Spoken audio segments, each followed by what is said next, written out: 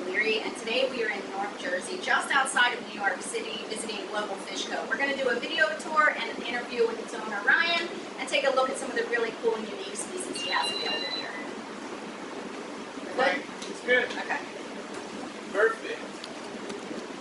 So today we're in Elmwood Park, New Jersey, visiting Global Fish Co. and its owner, Ryan Tierney. Did I say that right? Tierney, yeah. Tierney, I was close. Perfect. Close enough. Take the girl out of Pennsylvania. Ryan, I wanted to meet with you and show your store because I think you have a story that a lot of the people that watch my channel will really relate to. Tell me a little bit about how long you've been keeping fish or animals and sort of what motivated you to want to have a store. Oh boy. If it goes way, way back, I think when I was only a few years old, or potentially even younger, I had the classic goldfish in a bowl on the counter that I was obsessed with. His name is Bloop. I still have some of like the glass teal marbles I used to have in there because it's just very iconic to me in my memory for some reason. But I didn't get too, I got more serious around elementary school. That's when I started breeding guppies for, not really for profit, but just kind of learning.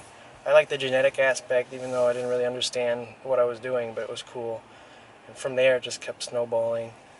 But I think, I don't know, as far as the industry side of things, I started volunteering at my local fish store probably around 12 or 13 years old, just all weekend. Every hour I wasn't in school, I was there if they were open, just learning and absorbing.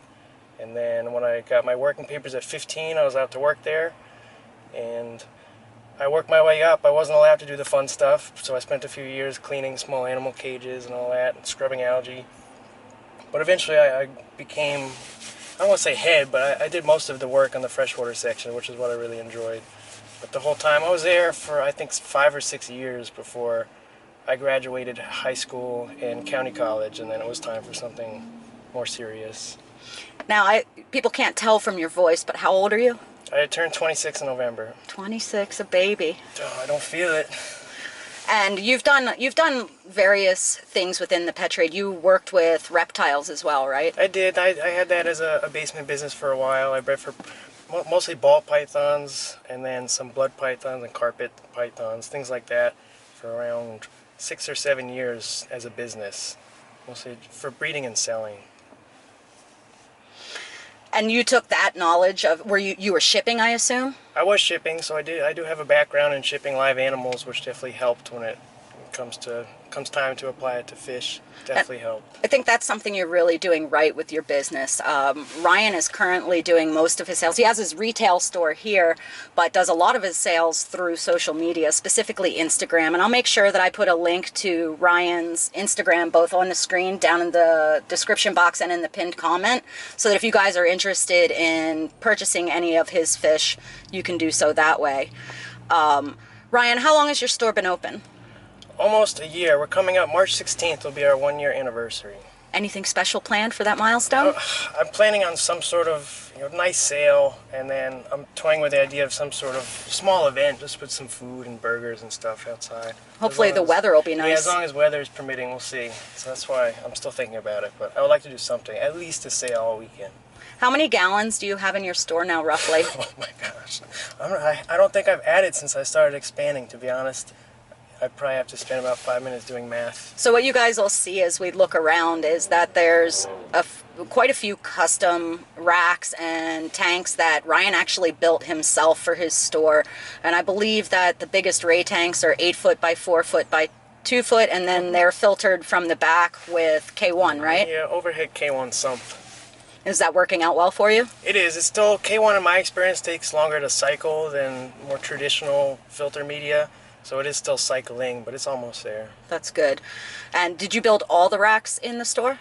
Yes, yeah, with the help of a few friends that would come by, but it was mostly, my buddy Robbie helped me a lot building things in the beginning, but it was mostly me for about 3 months of just build out, just all day, all night. And you're still expanding. You guys will notice as well, you'll see there's some tanks stacked up, and he's going to be adding another row of aquariums. What do you hope to put in those? Do you want it to be more the monster side or more? I don't know. I'm still kind of fine-tuning the balance and ratios of stock I have in the store. I haven't hit exactly where I want to be yet. I'm still not there. I know that. But I just need more volume. I struggle. I have a very small store, and to actually do it right, it's tough with such a small space. So I just need more tanks. Yeah, I know from my experience that a lot of time I was a slave to space. I felt like I was constantly shuffling and moving things in order to fit in more things in an ethical way and quarantine. And I was really impressed to see in your store that your filtration for the vast majority of your sale tanks is all individualized and air driven. It is, yes. I do get, there's a lot of old school guys that tell me that I should be doing it a certain way, but me is, I base it off of what I saw when I was traveling in Asia, sourcing a lot of the things that I import now. Just their style. They would do central drain and even central fill lines, but each tank was individual, which I really liked. And just having the capability to just do a big water change with a turn of a knob really helps when you're trying to do volume in a small setting like that. Well, and keeping everything separate means that you have less risk of cross-contamination. And when you're dealing with rays, which you guys see, he's got lots and lots of rays and arowana, some gar, as well as some of your more typical cichlids, community fish, angels, all the way down to the teeny tiny stuff and even shrimp.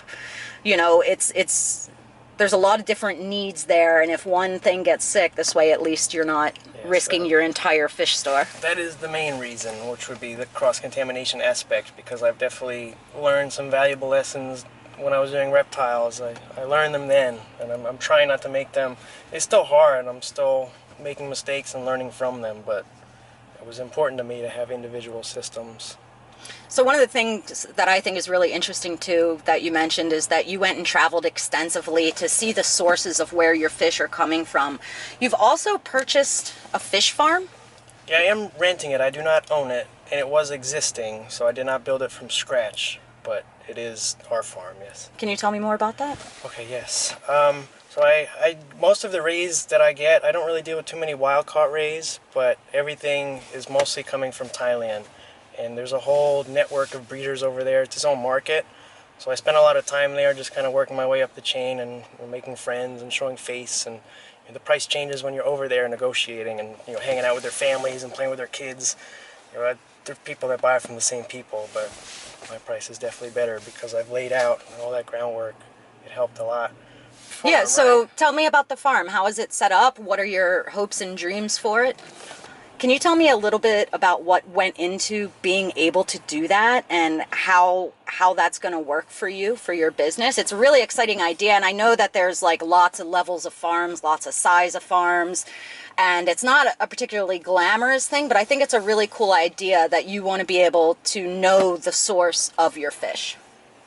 That is important to me. So even now, as far as things I get from Thailand, I have people that work at the farm, and then I have my friend who oversees everything over there, and he's the one who's going to all these different breeders' houses and collecting fish for me, and then he'll quarantine them. Before it was at his house, and now we're trying to do more of that at the farm itself. So the goal is to produce rays to sell and export, produce rays and then send them to myself to sell in the US, as well as quarantine everything else in the tanks. It's a small farm. It's got 8 4x4 by 1 meter ponds, and then a section up front for tanks, which right now I think I have 12 1x1 meter by like 12-inch high tanks just for quarantine, which aren't filled yet. It's a process. It's very expensive. Oh, I'm sure it is. I just think it's so unique that you are trying to set up to be your own supply chain, and I think that's really smart, and I just hope it works out well for you. I know it's got to be difficult to find people to trust, to manage things, hard to work 7 days a week in a fish store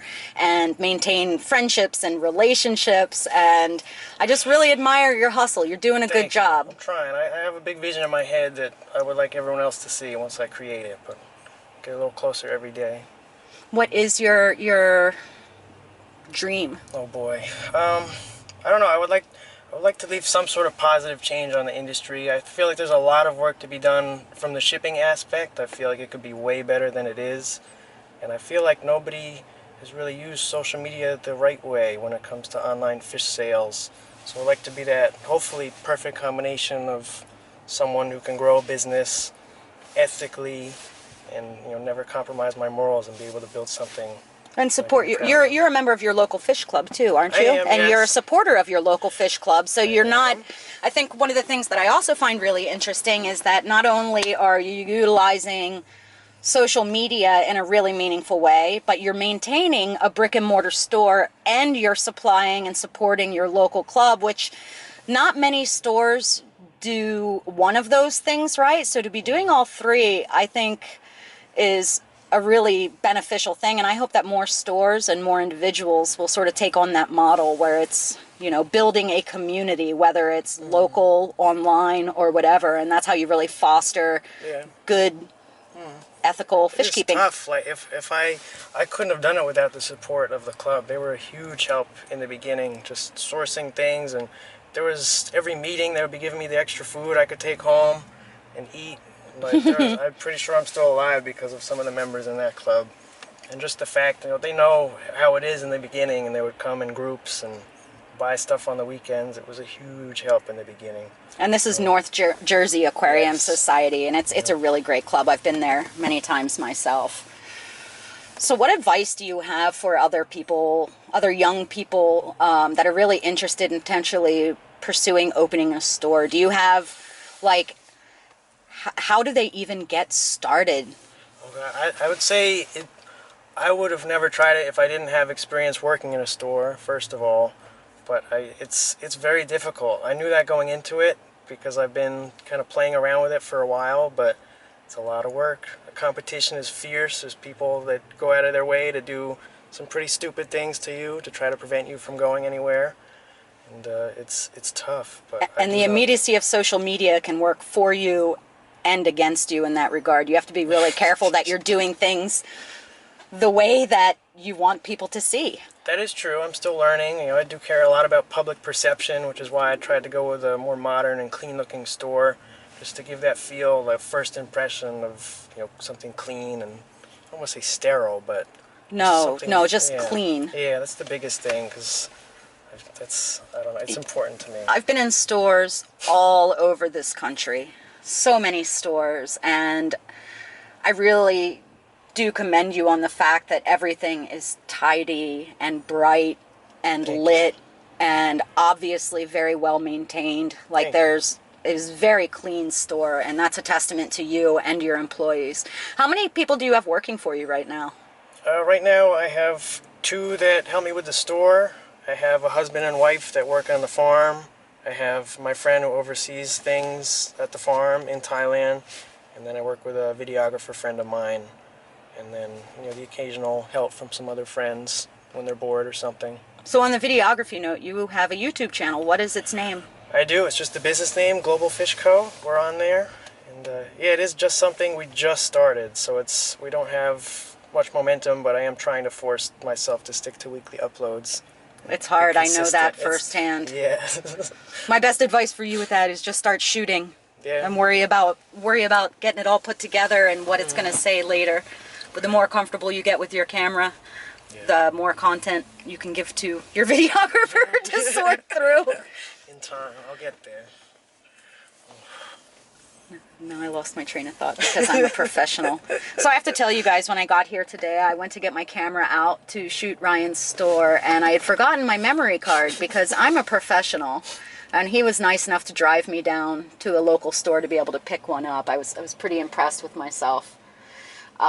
So what would you say that the focus of your store is? Is it more on the rarer big stuff? I did, obviously there's a lot of arowanas, there's a lot of rays, there's some of the gars, some of the more typical cichlids like Oscars. There's some really cute lemon Oscars in there. But what do you want people to like think of when they think of your store? It's tough. It's something I still currently struggle with. When I opened originally, I was hyper focused on monster fish, which I feel like you should specialize in something, and I feel like that's a big reason as to why I had some success relatively quickly, was just because I was trying to do that one thing. But now, being a retail store, I have a lot of people come in from all over the place, and I'm trying to set up the retail store more towards what my customers are trying to see, because those are the people I'm trying to sell to. So one of the things that I noticed about the livestock in your store is that you had things that I've never really seen in stores before, and I'm not talking about your monster fish. Those are definitely going to a specific clientele, but what I thought was really interesting is you had things like pygmy sunfish and interesting cichlids like Leatacara, which I think potentially could have originated in my fish room at some point. Perhaps. You know, there were Microdevario cubatai, which the little green guys that everybody wants, and I never see them in stores. And not only are they in your store, but they were looking really good. Well, I wanted to thank you for having me into your store today. Is there anything else any message or anything that you want to share about you, your business, or what you're doing here? We do our very best to sell only the healthiest fish possible, and granted they are live animals, so things happen, but we're trying to do everything the right way.